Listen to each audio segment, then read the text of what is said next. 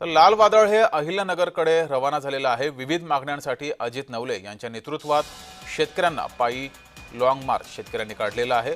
राजूर बस स्थानकातून भर उन्हात दुपारी 12 वाजता लॉंग मार्चला सुरुवात झाली।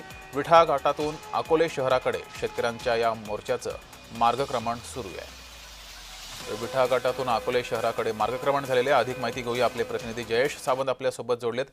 जयेश, अजित नवले यांच्या नेतृत्वामध्ये हा लॉंग मार्च आहे। कोणकोणत्या महत्त्वाच्या मागण्या या सर्व शेतकऱ्यांच्या आहेत?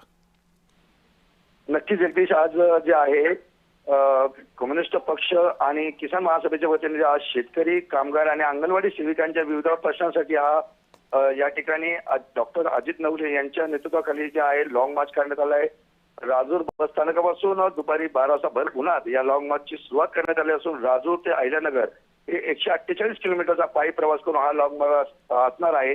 या लॉंग मार्च मध्ये जवळपास हजारो शेतकरी, कामगार आणि अंगणवाडी सेविका या अहिल्यानगर जिल्ह्यात राज्यभरातून यांनी सहभाग नोंदवलेला आहे। आणि जो यांची जी मागणी आहे तर शेतकरी कामगारांच्या विविध प्रलंबित मागण्या आहेत। अंगणवाडी मदतनीस, त्याचबरोबर शालेय पोषण आहारातील कर्मचाऱ्यांच्या वेतनवाढीची मागणी देखील आहे।